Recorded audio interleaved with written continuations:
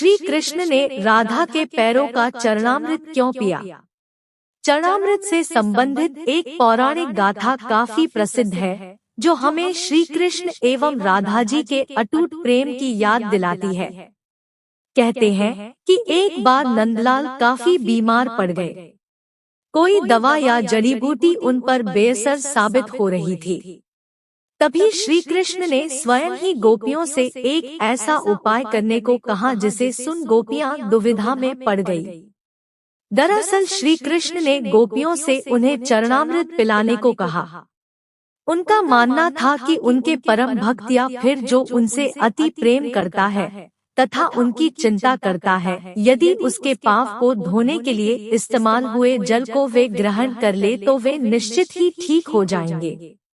लेकिन दूसरी ओर गोपियां और भी चिंता में पड़ गई।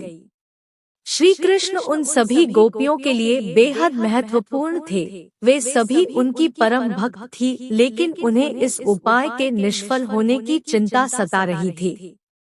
उनके मन में बार बार यह आ रहा था कि यदि उनमें से किसी एक गोपी ने अपने पांव के इस्तेमाल से चरणामृत बना लिया और कृष्ण जी को पीने के लिए दिया तो वह परम भक्त का कार्य तो कर देगी, परंतु किन्हीं कारणों से कान्हा ठीक ना हुए तो उसे नर्क भोगना पड़ेगा। अब सभी गोपियां व्याकुल होकर श्री कृष्ण की ओर ताक रही थी और किसी अन्य उपाय के बारे में सोच ही रही थी कि वहां कृष्ण की प्रिय राधा आ गई।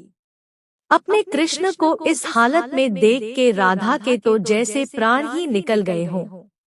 जब गोपियों ने कृष्ण द्वारा बताया गया उपाय राधा को बताया तो राधा ने एक क्षण भी व्यर्थ करना उचित ना समझा और जल्द ही स्वयं के पांव धोकर चरणामृत तैयार कर श्री कृष्ण को पिलाने के लिए आगे बढ़ी।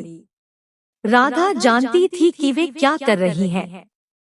जो बात अन्य गोपियों के लिए भय का कारण थी, ठीक वही भय राधा को भी मन में था, लेकिन कृष्ण को वापस स्वस्थ करने के लिए वह नर्क में चले जाने को भी तैयार थी। आखिरकार कान्हा ने चरणामृत ग्रहण किया और देखते ही देखते वे ठीक हो गए, क्योंकि वह राधा ही थी जिनके प्यार एवं सच्ची निष्ठा से कृष्ण जी तुरंत स्वस्थ हो गए।